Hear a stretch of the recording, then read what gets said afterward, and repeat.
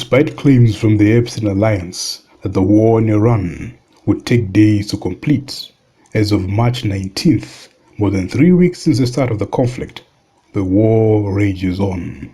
A war that was started by a supposed president of peace. I will prevent World War III as only I can. I will prevent World War III. We're not going to have World War III. I will prevent World War III. I will prevent, I promise, World War III. I promise I will be your peacemaker. I'm going to be a peacemaker, and I'll be your peacemaker. I will be your peacemaker. Before I even arrive at the Oval Office, I will have the disastrous war between Russia and Ukraine settled. I will get it settled before I even become president. I'll get that thing settled before I take the office. I will have that war settled in one day. 24 hours. I'll have that war settled in 24 hours. My proudest legacy will be that of a peacemaker and unifier. That's what I want to be, a peacemaker and a unifier.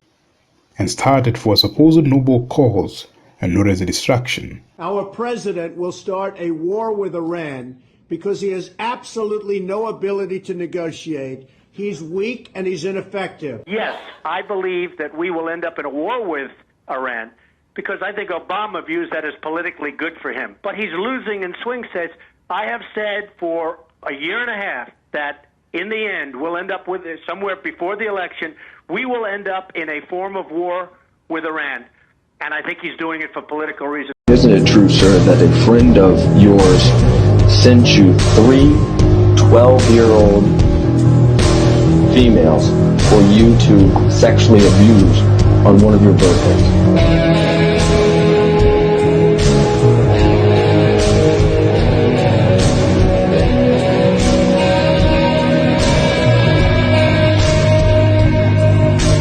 A war started on behalf of a supposed peace-loving nation and the sole democracy in the Middle East. What is more important for Israel, Judaism or democracy? Judaism. Democracy is a good value, and probably Judaism has a lot of elements of democracy in it, but Israel is not a democracy. Israel has some democratic values, but certainly not just Judaism as in Torah, but Jewish peoplehood trumps democracy. This is not a country that's meant to be equal for all. It's meant to be a nation state. It favors the national ethnic group called the Jewish people. It has to favor it. That's what a nation state does.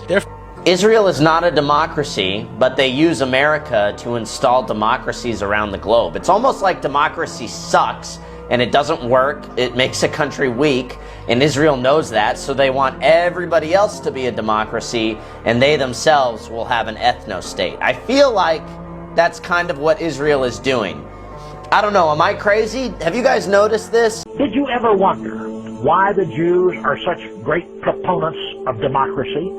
Whether in Indonesia or Pakistan or Serbia or you name it, whenever there is some threat to universal suffrage, the Jews are ready to send the U.S. armed forces in and bomb and kill until everyone is permitted to vote.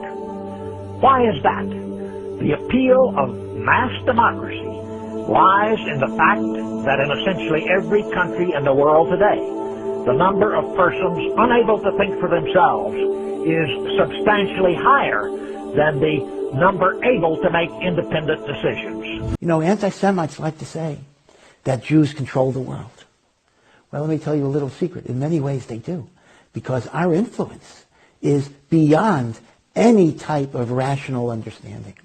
A war that has led to the extremist group Revolutionary Guard in Iran to garner more power, especially after the assassination of Ali Khamenei, seeing as there are credible reports that the new supreme leader is in hospital and not the one calling shots in terms of Iranian military directives, which could see Iran shifting from a theocracy to a military dictatorship, all thanks to Trump. A war that the Epstein coalition is losing, so much so that Trump threatened NATO allies so as to assist him with his war effort and the opening of the Strait of Hormuz. NATO's making a very foolish mistake, and I've long said that, I wonder whether or not NATO would ever be there for us. So this was a great test. NATO allies who he threatened to annex. We are going to do something on Greenland, whether they like it or not, because if we don't do it, Russia or China will take over Greenland, and we're not going to have Russia or China as a neighbor. And has placed heavy economic taxes on in the form of tariffs, but now begs those same nations to help him end the war that he started. A war he started on behalf of his master Israel that has turned his MAGA base against him. I never thought that I would see a day where I would be rooting for a university above Donald J. Trump and his administration. But I don't recognize his administration right now. I don't recognize what's happening. He's not America first, he's Israel first. Otherwise, why would we go to war with Iran? We're only going to Iran because the Israelis want it. He promised us no new wars, and look what he did. Everyone needs to boo him. And everyone will, because he completely betrayed all of us. He doesn't care about this country. And maybe Elon was right in saying this guy's blackmailed by Epstein. Maybe he was on the Epstein Island. And we all know this is happening because Trump has to kiss up to Israel because Israel has the Epstein files. Israel has footage of Trump and Epstein with underage girls. A war that, according to Iran, has led to the deaths of 230 Israelis and 200 U.S. military personnel. Iran has attacked American assets in multiple Arab countries, resulting in the shutting down of the Dubai airport, the busiest airport on earth. Authorities in Dubai say a drone incident near the international airport has damaged a fuel tank on site. The Dubai government media office says a fire broke out following the incident, but has since been brought under control by civil defense teams. But Iran has faced backfalls, losing thousands of lives, including those of high-ranking security clearance. In response, recently, Iran fired on 100 targets in the city of Tel Aviv alone in the 61st wave of Operation True Promise, using multiple warhead missiles and cluster bombers. Iran now confirming its national security chief has been killed in an Israeli airstrike. And a short time ago, the images coming in, flames rising from the U.S. embassy in Baghdad. What we've learned, Iran-backed groups hitting multiple targets. This retaliation demonstrated the war was far from concluding, with reports from the States that in response to American actions on Iran, or impending actions yet to come, the director of National Counterterrorism, Joe Kent, has resigned. We just learned, get this, the director of the National Counterterrorism Center, Joe Kent, has just announced he's resigning. But we begin with the war in Iran. President Trump's top counterterrorism official resigning tonight, saying Iran posed, quote, no imminent threat to the U.S. Could Israel be on the verge of nuking Iran due to heavy losses on their side, and Iran's unwillingness to call for a ceasefire go back to the negotiating table? Are we on the verge of a ground invasion? Time will tell. The war will go on.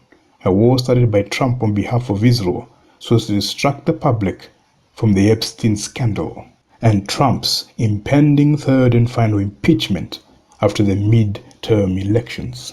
Is there a way to real victory by the United States? No, this is a disaster for the United States. It is a disaster for the whole world. The U.S. and Israel have thrown the entire world into turmoil, perhaps into World War III.